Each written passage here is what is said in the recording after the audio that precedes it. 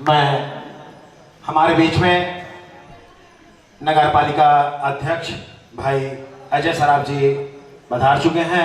मैं उन्हें मंच पर सादर आमंत्रित करता हूं कि वे आए और हमारा आतिथ्य स्वीकार करें। मैं भाई दीपक चतेरिया जी को सादर आमंत्रित कर रहा हूं, लकी भाई को आमंत्रित कर रहा हूं कि वे आए और भैया का स्वागत करें। नहीं भैया नहीं, मंच पे नहीं भैया, नहीं प्लीज प्लीज प्लीज। आप प्रथम नागरिक हैं हमारे नगर के, एक बार जोरदार तालियां बजा करके हमारे अजय भाई जी का सम्मान कर दीजिए। हम तो चिंतित हो रहे थे कि नगर पालिका अध्यक्ष नहीं आए, जिनके शहर में हम आए वही नहीं आए। आप हमारे घर आना, हम सोएंगे तुम गाना। आइए सर।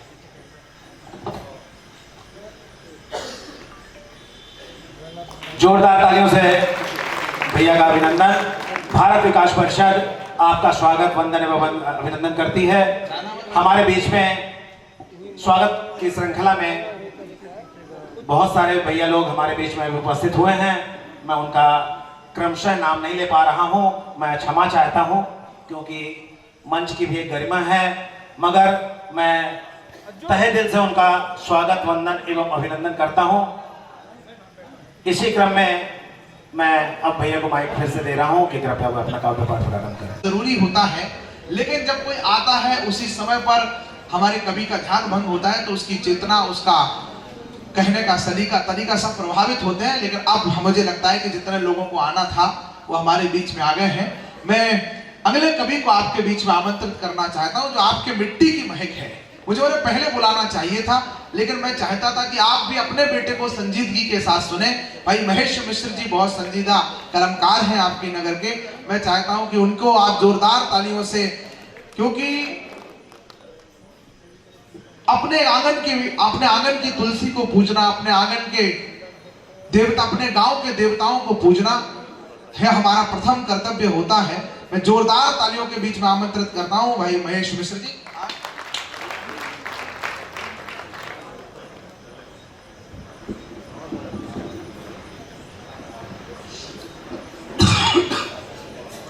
स्वास्थ्य सही नहीं है, 2-4 मिनट रहूंगा।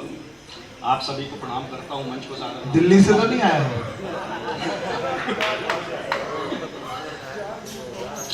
नेताओं पर कोई टिप्पणी नहीं करूंगा। हमारे यहाँ कोई नेता नहीं, सभी समाज सेवी लोग हैं। आयोजकों पर भी कोई बात नहीं कहूंगा। इस बार मंच दिए हैं, हो सकता है अगली बार वो भी ना रहे। और बहुत सुंदर राकेश भैया, आप जितनी ऊर्जा के साथ काव्य पाठ कर रहे थे, मैं उस तरह नहीं कर सकता, क्योंकि हो सकता है उतनी ऊर्जा लगाऊं तो अगला कवि सम्मेलन मेरी ही स्मृति में हो जाए। इसलिए मैं 4 पंक्तियां कहता हूं। अभी राकेश भैया जब आए यहाँ पर तो कुछ लोग आए, कुछ कन्याएं, और उनसे उनका नंबर लेना। वो नंबर देते हुए मुझसे बोले कि महेश भाई माजरा क्या है कि ये नंबर क्यों ले रहे हैं? तो मैं बताने की कोशिश कर रहा हूं। एक हुस्न परी यहाँ बीच सड़क पर, आदान प्रदान की नंबर का। एक हुस्न परी यहाँ बीच सड़क पर, आदान प्रदान की नंबर का। बोली घर पर आओ मेरे और काम करो कुछ अंदर का। खाली बैठी हूं मैं अकेली, देर कतई ना करना तुम। और बाथरूम के बंद हैं सब नल, है अभी जरूरत प्लम्बर का। बाथरूम के बंद हैं सब नल, है अभी जरूरत प्लम्बर का।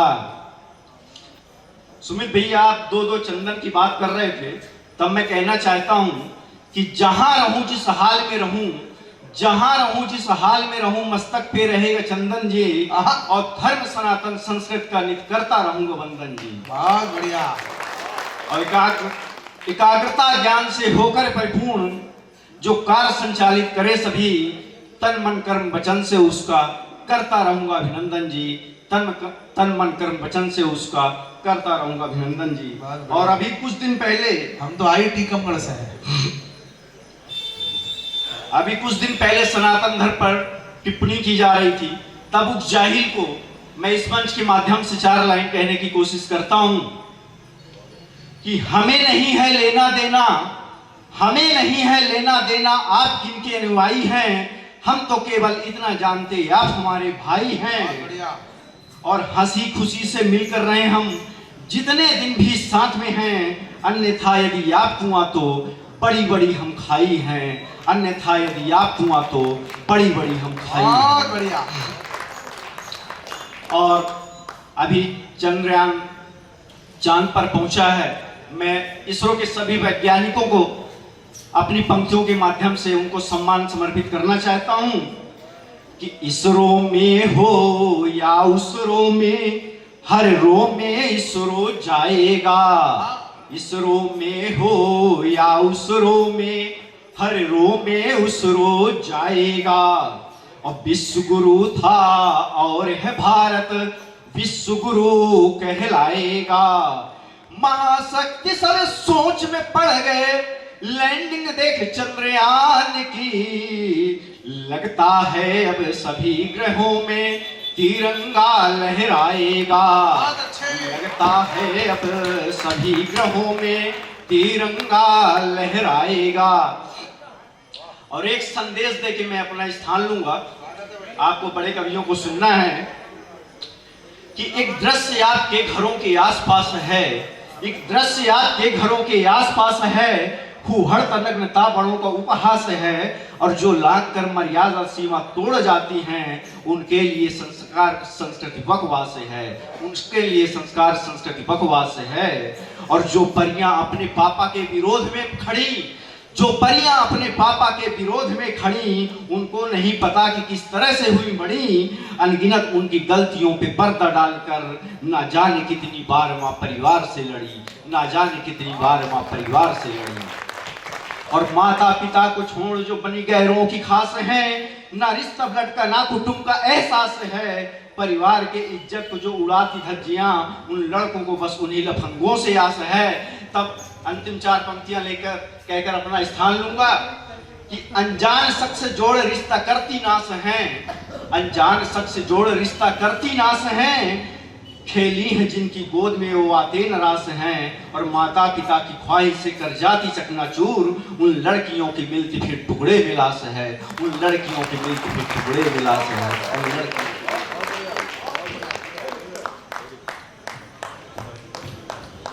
अभी समय है, अभी तो सारे काम करेंगे नेताजी। एक 4 पंक्तियां जनता की तरफ से, जनता के लिए, जनता को समर्पित करता हूं। अभी समय है, अभी तो सारे काम करेंगे नेताजी। अपना धन मन सब जनता के नाम करेंगे नेताजी। अभी वक्त है, अभी करा लो अपने अपने काम सभी, इसके बाद फिर 5 साल आराम करें।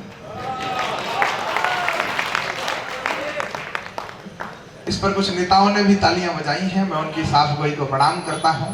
आनंद लेना, देखो किसी पार्टी के होके मत रहो, देश के होके रहो। यहाँ पर भाजपा के भी लोग बैठे हैं, कांग्रेस के भी लोग बैठे हैं। आप लोगों को एक आइडिया देता हूं, अब भाजपा की बात हो जाएगी तो कांग्रेस के दुखी, कांग्रेस की बात हो गई तो भाजपा वाले दुखी। जिलाध्यक्ष जी बैठे हैं हमारे आदरणीय बड़े भाई रामदास पुरी जी, तो कभी भी टेंशन में, आप भी टेंशन में, पता नहीं कभी क्या बोल दे। मैं दोनों लोगों की टेंशन का समाधान कर देता हूं। आजकल बड़ी सुविधा दे दी हमारे नेताओं ने। कभी अगर भाजपा की बात करे तो जितने कांग्रेसी हैं तुरंत एक इस्तीफा लिखो, थोड़ी देर के लिए इस्तीफा दे दो, कविता का आनंद ले लो, फिर ज्वाइन कर लो। अगर कभी कांग्रेस की बात करें तो तुम लोग कर लो, कविता भी हो जाएगी। और आपकी आजकल तो नेताओं ने इधर सुबह वाले जाते हैं, इधर शाम वाले फिर आ जाते हैं। मैंने एक नेताजी से पूछा, मैंने कहा नेताजी आप इधर से उधर क्यों हो रहे हो? बोले हम जिसको हम चाहते हैं उसी के प्यार में रहेंगे, मत सोचना कि हम कभी मझधार में रहेंगे। ये बोल करके नेताजी ने दल बदल लिया। हम सरकार के आदमी हैं, सरकार हम सरकार के आदमी हैं, सरकार में रहेंगे। हम सरकार के आदमी हैं, सरकार में रहेंगे। तो नेताओं का अपना काम होता है।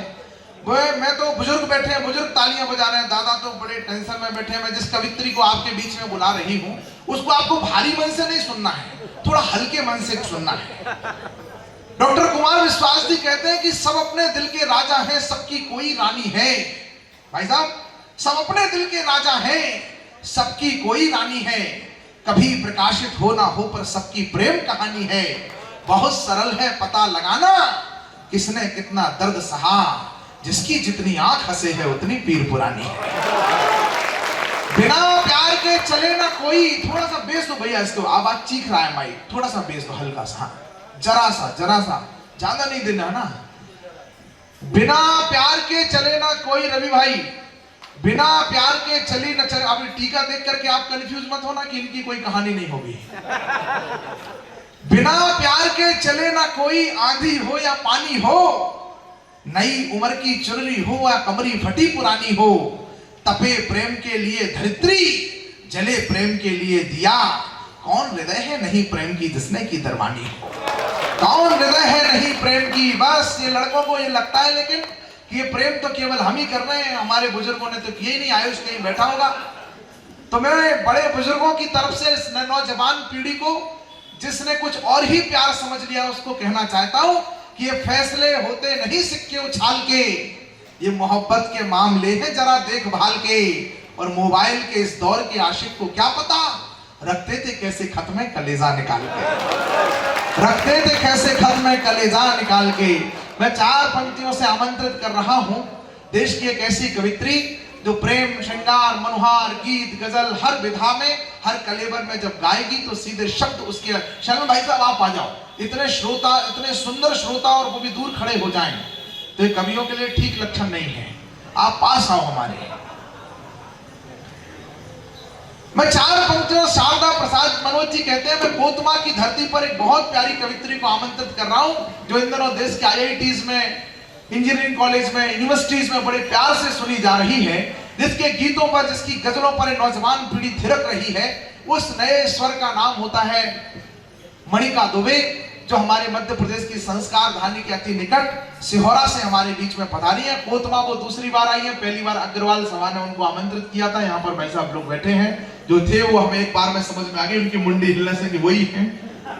हमारे अग्रवाल बहुत महत्वपूर्ण होते हैं भाई साहब। हमारे गांव में भी एक श्यामलाल अग्रवाल जी, एक पहलवान आया बड़ा कुश्ती जीत करके, तो कुश्ती जीत करके उसने पूरे गांव में चुनौती बांट दी। बोले आज अगर कोई हमें कुश्ती में पराजित कर दे, वरना पूरा गांव नपुंसकों का है, पूरे गांव की नाक कटी हुई मानी जाएगी। उसके शरीर का डील डॉल देख करके किसी बड़े आदमी की हिम्मत नहीं हुई, किसी युवा की हिम्मत नहीं हुई। हमारे गांव के श्यामलाल अग्रवाल जी, जिनकी आयु 76 वर्ष है, उन्होंने अंत में चुनौती स्वीकार करी।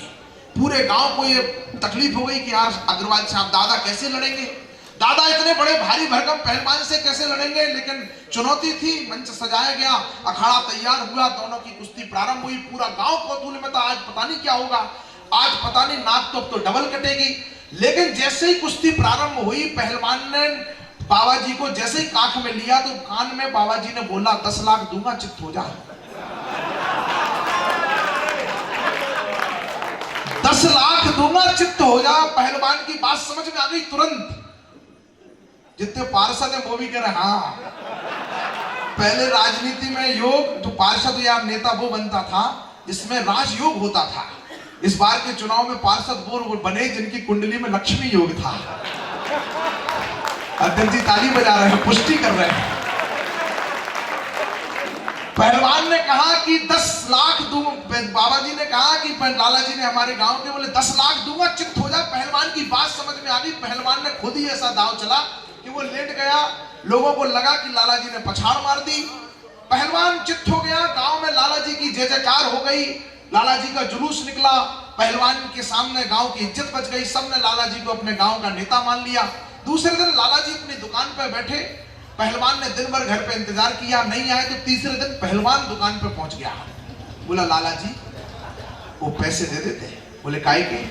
बोले वो 10 लाख। बोले काय के? बोले वो अखाड़े के। लाला जी ने बड़ी मासूमियत से कहा वो तो अखाड़ा था, तुम अपना दाव मार रहे थे।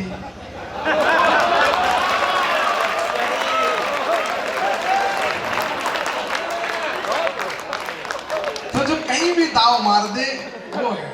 इसलिए मैं बहुत इज्जत करता हूं, आदर करता हूं। आप लोगों के दर्शन हो गए, मैं बहुत प्रणाम करता हूं। मैं आमंत्रित कर रहा था मणिका दुबे को।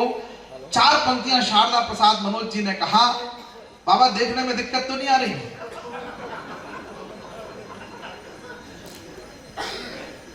गीत गा लूंगा तनिक तुम सांस दे देना। ये जिलाध्यक्ष जी वगैरह बैठे हैं, मैं तो चौथी पंक्ति पढ़ूंगा नहीं, आप लोग ताली इतनी बजा देना कि तालियों की ताल पर मणि का माइक तक आ जाए और आपको गीत गजलों से शुरुआत कर दें। शारदा प्रसाद मनोज जी कहते हैं, मैं कोतमा के लोगों की तरफ से आमंत्रण दे रहा हूं कि गीत गा लूंगा तनिक तुम सांस दे देना। ये मोबाइल से रिकॉर्ड करने वाले लोगों, तुम जिंदगी में कभी वर्तमान का आनंद नहीं ले पाओगे। पूरा शहर के महत्वपूर्ण आदमी इधर है, तुम किसके लिए रिकॉर्ड कर रहे हो? ऐसे लोगों का पारिवारिक जीवन नष्ट हो जाता है। गीत अच्छा लगे तो ताली वाली बजा करके बताओ कि आपके अंदर हौसला, उमंग, उत्साह जिंदा है। कि गीत गा लूंगा तनिक तुम सांस दे देना, मुस्कुराकर जिंदगी का। इस बार की नवरात्रि में व्रत करके देखिएगा तो सब कुछ खाना जो तुम्हें खाना हो, बस 9 दिन ये चिंता करना, हे देवी मां मैं 9 दिन मोबाइल नहीं छूऊंगा। और आपने ऐसा कर लिया तो मां प्रसन्न हो जाएगी। ये गीत गा लूंगा तनिक तुम सांस दे देना, मुस्कुराकर जिंदगी का रास दे देना। मैं भंवर दरिया लहर सब पार कर लूंगा, तुम किनारे से तनिक आवाज दे देना। जोरदार तालियां।